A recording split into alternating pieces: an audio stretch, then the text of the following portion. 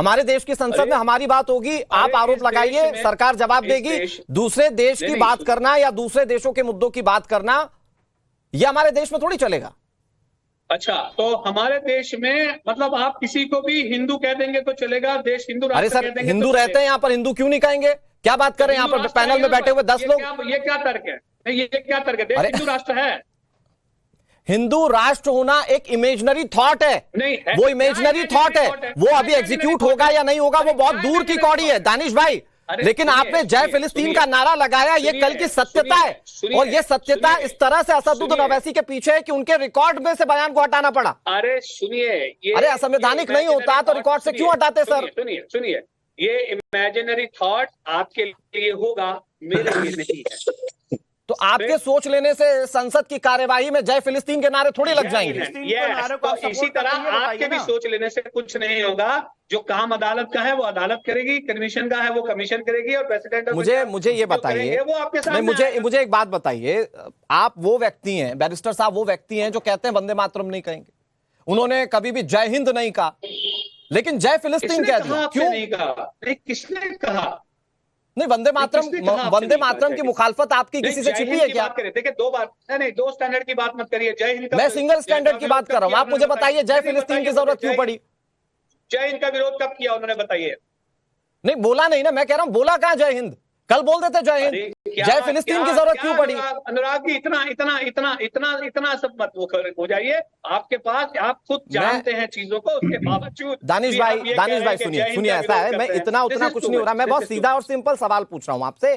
देश की संसद, भारत की बात, कल सब सांसद शपथ ग्रहण कर रहे थे, जय फिलिस्तीन क्यों? क्या रिलेवेंसी है? देखिए, सुनिए मेरी बात, उन्होंने जो कुछ भी कहा वो आपके सामने है। और अरे क्यों कहा? आप प्रवक्ता उस पार्टी के, बैरिस्टर साहब संविधान की बात तो लगातार करते हैं, आप प्रवक्ता उस पार्टी के, क्यों कहा? मैं तो ये जानना चाह रहा हूँ।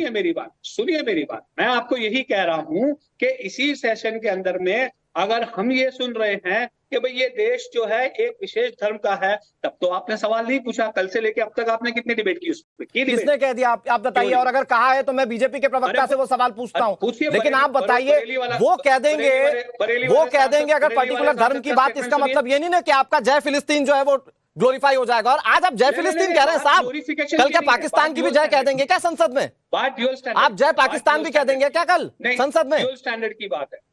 अरे क्यों कहा? मैं तो वही जानना चाह रहा हूं ना, मैं सिर्फ इतना जानना चाह रहा हूं कि इस देश में हिंदू, मुस्लिम, सिख, ईसाई सब साथ में रहते हैं, सिर्फ मुस्लिमों के ऊपर हो रहे अत्याचार को देखते हैं आप। सिर्फ कहने के लिए कह रहे हैं, जय फिलिस्तीन क्यों? आप एक सिंपल से लाइन का जवाब नहीं दे पा रहे हैं दानिश भाई। अरे आप नहीं जवाब दे पा रहे हैं, आपके पास स्टैंडर्ड नहीं है। पहली बात तो ये कि सवाल पूछने के लिए मैं बैठा हुआ, प्रवक्ता आप है पार्टी के। दूसरी बात ये कि मेरा एक सिंपल सा सवाल है, पैनल में बैठे हुए दूसरे लोगों से मैं पूछवा दूंगा कि क्या आपने जय फिलिस्तीन क्यों बोला, इसके बारे में जवाब दे पाए? क्या आप कह रहे हैं कि वो क्यों कह रहे थे? अरे वो क्यों कह रहे थे, इससे क्या मतलब? जय फिलिस्तीन बोलकर आप फंस रहे हैं संवैधानिक पक्षों में। वो तो पूछिए आप, बरेली का सांसद क्या कहता है वो पूछिए आप। अरे फला क्या कह रहा है, वो क्या कह रहा है, ये क्या कह रहा है, ये आप पूछिएगा। आप इसका जवाब दे दीजिए, जय फिलिस्तीन क्यों?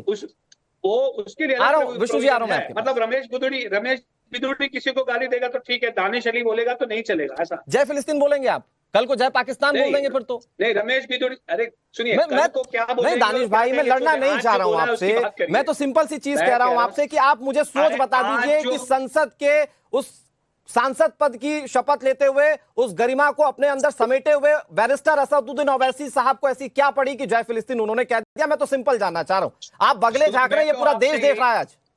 देखिए, उन्होंने जो कहा वो पार्लियामेंट के अंदर भी कहा और बाहर भी वही बात दोहराई है, ठीक है? साहब कहा, इस पर सवाल नहीं है, कहा क्यों इस पर सवाल है? आप छोटा सा जवाब देंगे, मैं चला जाऊंगा एसएन सिंह के पास।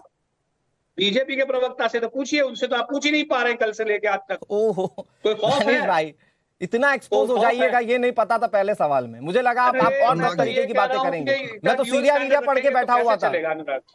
ऐसे ड्यूअल स्टैंडर्ड रखेंगे तो कैसे चलेगा? नहीं है दानिश भाई, मेरे व्यूवर्स अच्छे से जानते हैं, मेरे व्यूवर्स अच्छे से जानते हैं कि मैंने सवाल क्या पूछा और दानिश क्या जवाब दे रहे हैं।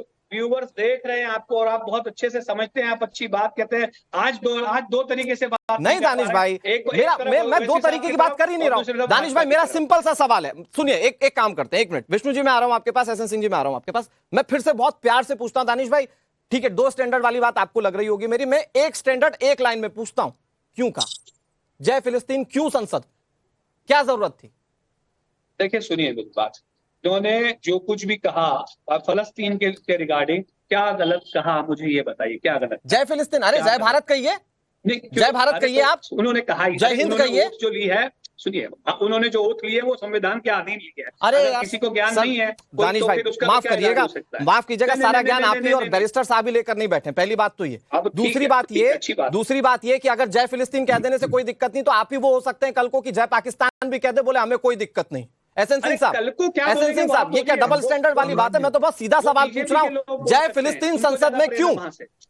वो भाजपा के अनुराग जी, अब मैं जवाब दे दूं हमारे मित्र का, प्लीज। अनुराग जी, हम तो ये कहेंगे इस भारत में गद्दारों की कमी नहीं है, और भारत ही एक ऐसा देश है अनुराग जी जहां गद्दारों के साथ भी बहुत सारे लोग प्रवक्ता बनकर खड़े हो जाने के लिए तैयार रहते हैं। आप बताइए, कल आप संसद भवन में शपथ लेने जा रहे हैं, आस्था प्रकट करने जा रहे हैं, किस किस चीज पर आस्था प्रकट कर रहे हैं? एक तो भारत के संविधान पर आस्था प्रकट कर रहे हैं, और जैसे भी हो आप भारत के प्रति आस्था प्रकट करने जा रहे हैं कि मैं भारत का रहने वाला, भारत के संविधान की शपथ लेकर जो मर्यादित कार्य करूंगा और जो भी हमको जिम्मेदारी दी जाएगी वो भारत के प्रति जवाबदेह होऊंगा।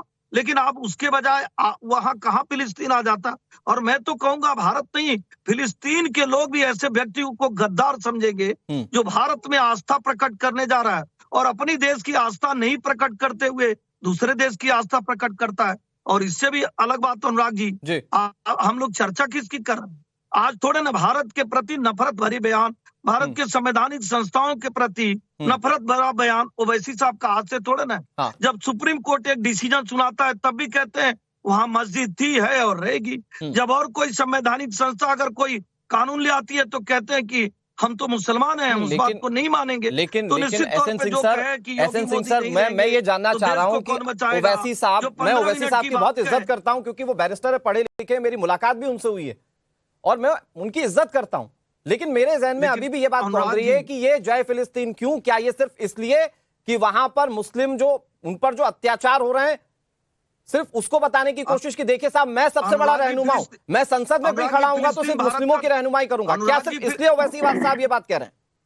अनुराग जी, फिलिस्तीन भारत का दुश्मन नहीं है, हाँ, और नहीं कोई मुस्लिम भारत का दुश्मन है। लेकिन जिस संदर्भ में जहां पे जो चीज चर्चा हो रही है, कल आस्था की चर्चा हो रही है कि भारत के प्रति आस्था है कि नहीं, तो भारत माता की जय कह देने में आपको क्या दिक्कत है? क्योंकि आप ये बताना चाहते हैं कि आने वाले समय में हम भारत माता को नहीं मानने वाले हैं, हम किसी और को मानने वाले हैं। यही तो बार बार कहा जा रहा है कि भारत जो है आज दो तरफा युद्ध लड़ रहा है। एक तो जो हालांकि एसएन सिंह सर, मुझे नहीं लगता कि बैरिस्टर साहब किसी भी तरीके से देश विरोध में कोई चीज कहेंगे, लेकिन क्या ये सियासी ऐसी मजबूरी है कि आपको सिर्फ अपने एक वोट बैंक को बताने के लिए कि देखिए साहब मैं तो आपके बारे में इतना सोच रहा हूं, तो आपने संसद में भी कह दिया, और फिर ये संवैधानिक दायरे में है या नहीं है इसको तो विष्णु जी ने बहुत अच्छे से बताया। मैं विष्णु जी के पास फिर जाऊं बहुत जल्दी से। सैयद जवाद साहब, अच्छा सैयद जवाद जी, मैं आ रहा हूं आपके पास। तारिक खान भी जुड़े हुए मेरे साथ। तारिक खान, आप चूंकि समाजवादी पार्टी के नेता हैं और इस बार तो बड़ा अच्छा नंबर है आपका, मुझे लगता है कि आप लोगों ने संविधान बचाने, संविधान में लोगों को अपना हक दिलाने के लिए इस बार का पूरा चुनाव लड़ा। यहां तो असंवैधानिक बात कर रहे बैरिस्टर साहब, खुलकर विरोध कर पाएंगे आप लोग? 3 तरीके की बातें की गई जी। एक तरफ संविधान बदलने वाले लोग हैं, इसीलिए ये 400 सीट मांग रहे थे हिंदू राष्ट्र बनाने के। जो इनके सांसद हैं 3-4 वो ये बात कह चुके।